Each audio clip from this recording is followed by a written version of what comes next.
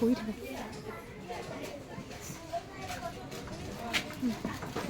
পিঁয়াজ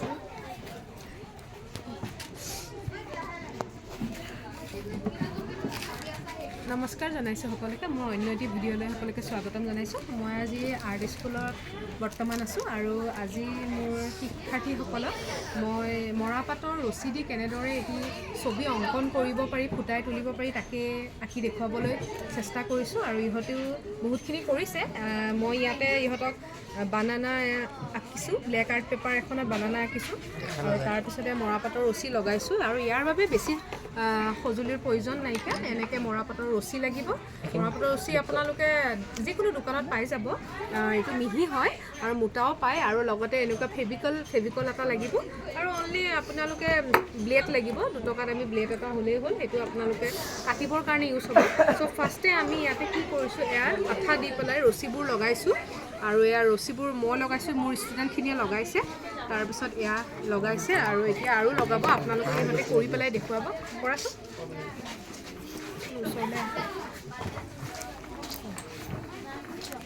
ফাৰ্ষ্ট ইয়াতে তুমি আঠাটো দি লোৱা আঠাটো দিলা দিয়াৰ পিছত ইয়াতে তুমি ৰছীডাল লগোৱা ৰছীডাল লগোৱাৰ আগত তোমালোকে কি কৰিবা মিহি কৰি ল'বা যাতে তোমালোকৰ মোটা নহয় এডাল মিহি কৰি লোৱা তাৰপিছত লগোৱা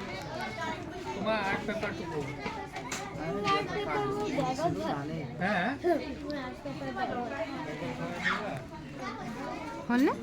এতিয়া আমাৰ মেজাৰমেণ্টটো মিলোৱা হৈ গ'ল মানে বানানাটো কমপ্লিট হৈ গ'ল চ' আমি কি কৰিম ব্লেডখন দি এইটো মেজাৰমেণ্টটো লৈ নাফি যায় ইয়াতে কাটি দিব ৰছীডাল বাকীখিনিয়ে বুজি পাইছা Yes.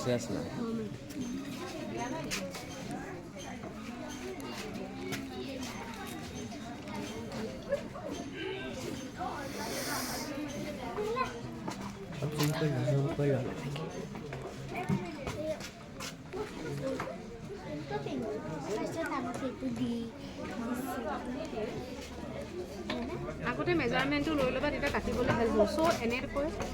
এনেকৈ আমি ইয়াতে বানানা গছটোৰ গছডাল বনালোঁ